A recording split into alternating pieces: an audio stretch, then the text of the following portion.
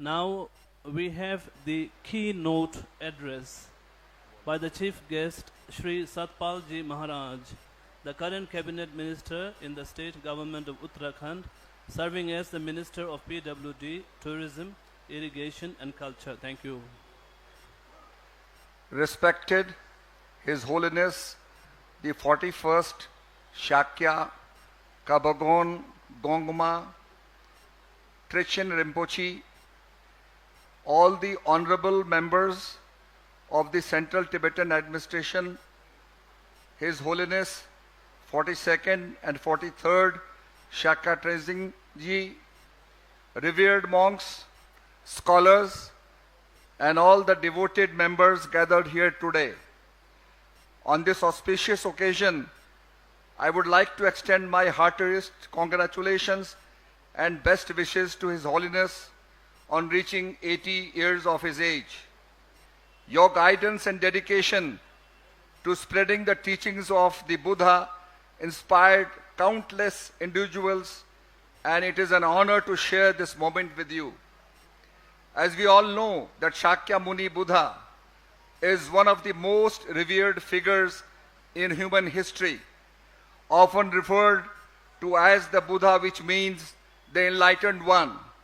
He was born as Siddhartha Gautama over 2,500 years ago in what is now Nepal. His life and teachings have transcended time, culture, and geography, providing a path of wisdom and compassion for the countless people around the world. Siddhartha was born into royalty, the prince of the Shakya clan, and led a sheltered life of luxury. However, despite being surrounded by wealth and comfort, he felt a deep sense of dissatisfaction with the material world. At the age of 29, he encountered the four sights: an old man, a sick man, a dead body, and a monk. These experiences profoundly exchanged his perception of life. He realized that the suffering is an inevitable part of human existence, and no amount of worldly pleasures could shield him from it.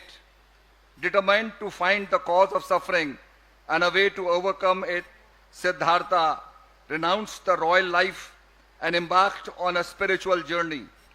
After years of extreme asceticism and self-denial, he recognized that neither indulgence nor self-mortification could lead to enlightenment.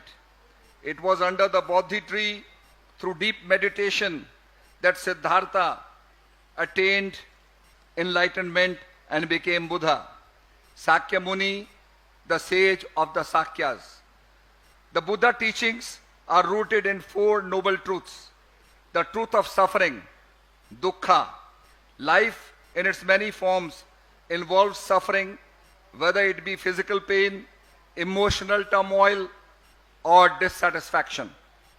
The truth of the origin of suffering, samudaya. Suffering is caused by desire, attachment, and ignorance.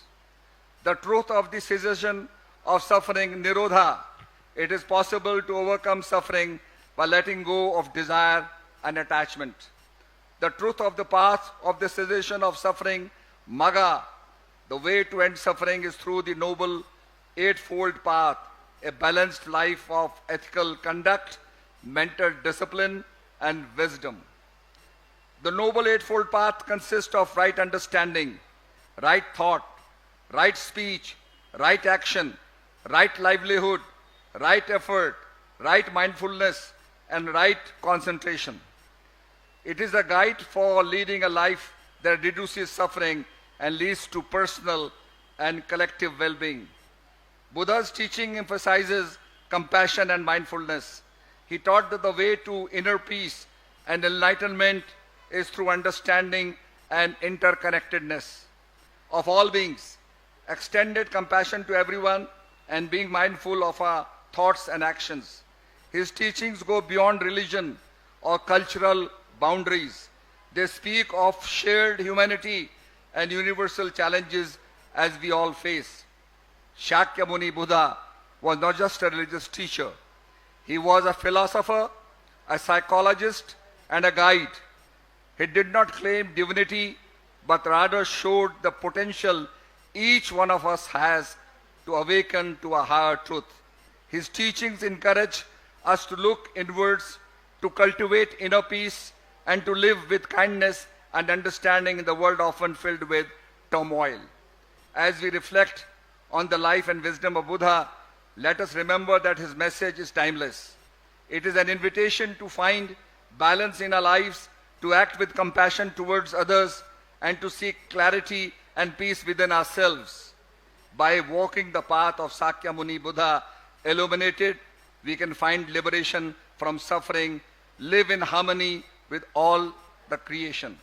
Once again, I would like to extend my warmest regards to His Holiness and offer my deepest prayers for his long life, health, and happiness. May he continue to bless the world with his profound wisdom and compassion, guiding countless souls on the path of enlightenment. I sincerely hope that His Holiness continues his noble work for many years to come, bringing peace and joy and spiritual light to all. Thank you.